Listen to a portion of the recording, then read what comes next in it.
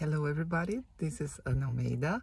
I am a biologist, a consultant. I work with green skills, bringing biology into business. I live in Italy, and right now my son is still in holidays, so we get this very large European summer break, which I find a bit weird because in Brazil in July is winter and we have school holidays in July there. So when I look at 3 months of holidays for small kids or for school kids, I find a very long period. At the same time, I do not have a full-time job. I am a consultant, so what it means, I work with different projects, different companies at different times, and I'm always looking for environmental problems to sort for businesses. So I'll leave you my website here for you to see more of what I do. But my profile, my professional profile is quite different because I have been an academic for many years. I worked in industry, I worked as a consultant, and then I went back to academia again. And I think it's important for everyone today that's a scientist or that, people that are hiring scientists to see this kind of portfolio career, fragmented stories, different careers, that one person works in a job and then another job and do something else and move countries. It's quite normal today. And what that brought to me was experience in understanding different cultures in Europe, learning different languages. And it was an investment I did by design and by choice to learn different things and to have different experiences, and just not only because of that, but also because my family is quite global. So I also made these choices because my family is from multi countries. The point I'm trying to make here is that when we look at CVs and we look at what a person can do, it's important to look at the experience she had before, but it's also essential to look at the capacity and the potential that person has for the future. And the vision my PhD gave to me in Ireland from 2008 to 2013 was phenomenal. I still use the concepts of my PhD and my 2 postdocs, which I merged like sandwiches between academia and industry, to design my consultancy projects.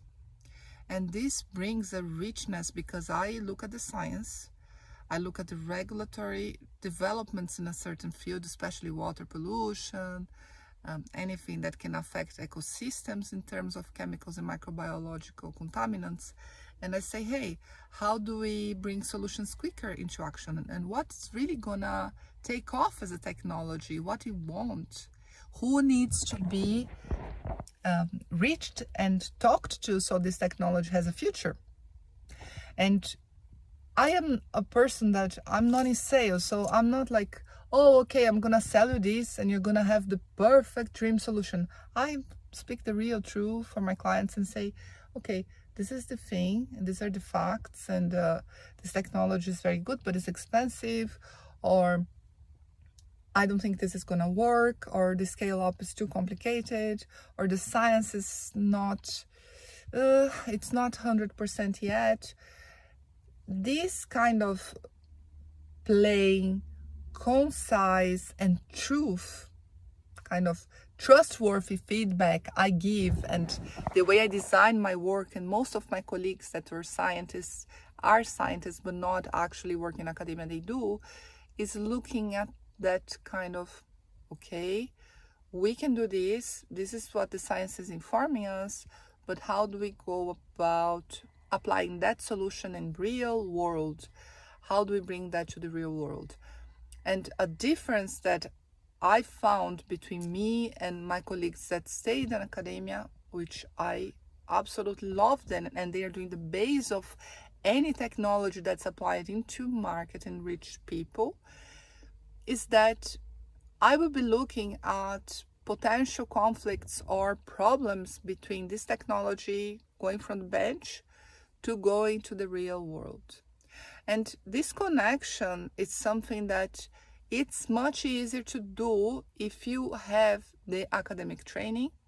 I'm not saying you're going to be better, but you're just going to bring a different perspective of looking at the science, knowing how to read scientific papers, knowing the biology, the chemistry behind the engineering. And this is so rich. And it concerns me that often what I see, and I have seen, I've been a biologist for 20 years. 20 beautiful years. And my career was nothing short of challenges. I can't pinpoint exactly why. I think it's because I moved country a lot. I think I came also because I came from a humble background and I built up everything myself, as most people. But when we compare ourselves with what people can actually do or achieve, it becomes like, why didn't get this? Why didn't I arrive to this point yet? And then maybe because I'm a woman, maybe because I was a mom, maybe because I had to do a fertility treatment in the middle of the pandemic. I don't know. But when employers or clients, they look at my CV or yours, they don't see the background story. That's your job to tell.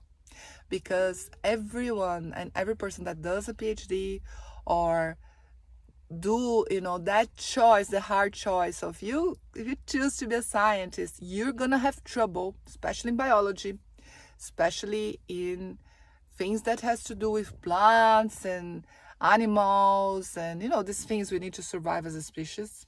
If you're this person, you're gonna have trouble. And I have seen this in every country I've been.